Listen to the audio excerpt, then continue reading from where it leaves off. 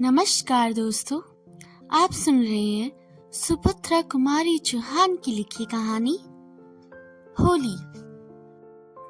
कल होली है, होगी। क्या तुम ना मनाओगी? नहीं, नहीं, ना। क्यों? क्या बताऊं क्यों? आखिर कुछ तो सुन भी तो। सुनकर क्या करोगे? जो करते बनेगा, तुमसे कुछ भी ना बनेगा। तो भी क्या कहूं? क्या तुम नहीं जानते हो, होली या कोई भी त्योहार वही मनाता है जो सुखी है, जिसके जीवन में किसी प्रकार का सुख ही नहीं। वह त्योहार भला किस बितरे पर मनावे? तो क्या तुमसे होली खेलने ना आऊं? क्या करोगे आकर?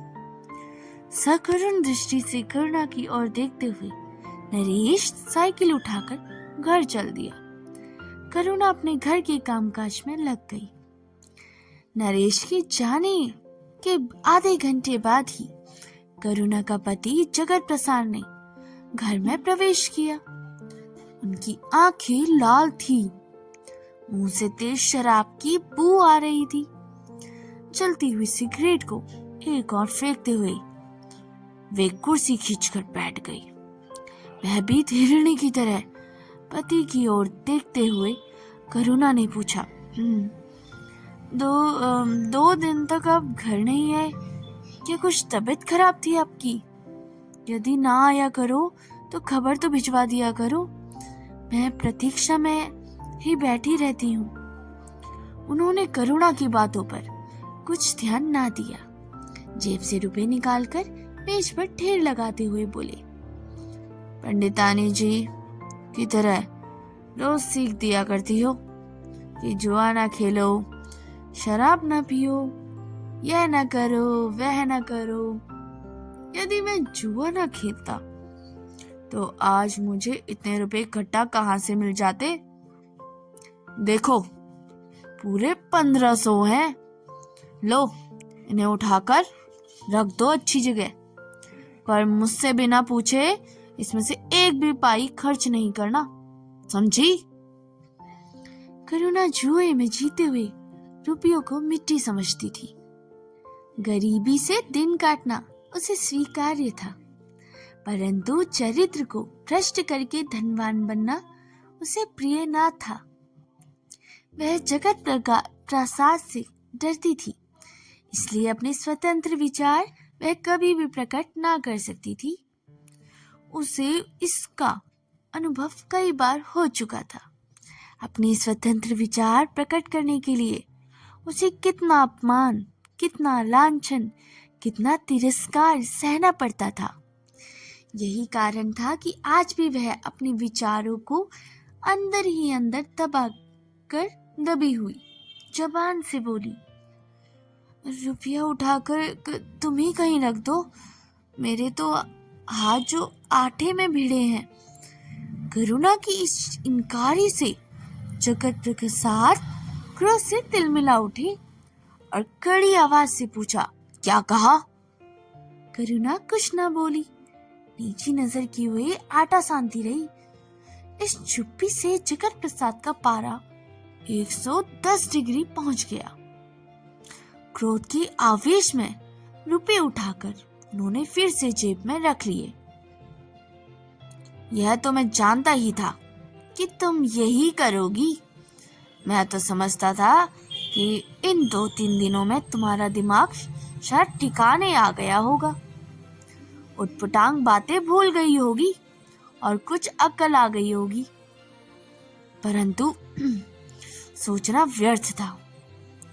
तुम्हें अपनी विद्या का इतना घमंड है, तुम मुझे कुछ भी कहे, कुछ है? लो, जाता हूं, अब रहना सुख से।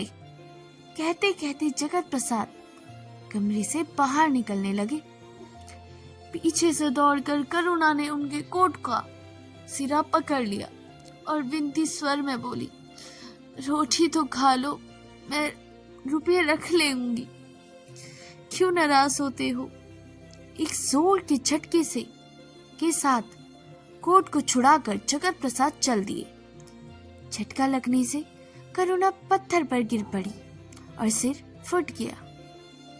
खून की धारा बहकर चली और सारी जैकेट लाल हो गई। संध्या का समय था। पास ही बाबू भगवती प्रसाद जी के सामने बाली चौक से सुरीली आवाज आ रही थी, होली कैसे मनाऊं? सैया विदेश मैं दारे ठाडी कर मल मल पछताऊं। होली के दीवाने भंग में नशे में चूर थे। गाने वाली नर्तकी पर रुपयों की बौछार हो रही थी। जगत प्रसाद भी अपनी दुखिया पत्नी का ख्याल भी ना था। रुपया बरसाने वालों मैं उन्हीं का सबसे पहला नंबर था। इधर करुणा भूखी प्यासी छटपटाती हुई चारपाई से करवटें बदल रही थी। भाभी दरवाजा खोलो, किसी ने बाहर से आवाज दी। करुणा ने कष्ट के साथ उठकर दरवाजा खोल दिया। देखा तो सामने रंग की पिचकारी लिए हुए नरेश खड़ा था। हाथ से पिचकारी छूटकर गिर पड़ी। उससे आश्चर्य से पूछा, भाभी यह क्या? करुणा की आंखें छलछला आई। उसने रोंदे हुए कंठ से कहा, यही तो मेरी होली है भैया। तो दोस्तों, ये स्टोरी यहीं पर समाप्त होती है। यह कहानी सुभद्रा कुमारी चौहान द्वारा लिखित होली कहानी में होली के त्योहार के दौरान एक गरीब परिवार की कहानी है। कहानी में एक गरीब परिवार को होली मनाने की कोशिश में दिखाया गया है, जहां वे अपने सीमित संसाधनों के बावजूद त्योहार का आनंद लेने की कोशिश कर रहे हैं कि कैसे यह परिवार आर्थिक कठिनाइयों के बावजूद होली के रंगों को अपने जीवन में शामिल करने की कोशिश करता है। यह भी दिखाया गया कि कैसे यह परिवार होली के त्योहार के माध्यम से छोटी छोटी खुशी और अब उसी में छोटा बहुत आनंद को प्राप्त कर लेते हैं। यह भी कि कैसे वे एक साथ मिलकर त्योहार को मनाते हैं। अगर आपको ये कहानी अच्छी लगी हो तो आप इसे अपने मित्रों और अपने परिवारजनों के साथ शेयर जरूर कर सकते हैं। और अभी तक चैनल को सब्सक्राइब नहीं किया तो इसे सब्सक्राइब भी कर लें, ताकि मेरे द्वारा लाई गई वीडियोस का नोटिफिकेशन आपको हमेशा मिलता रहे। तब तक के लिए धन्यवाद।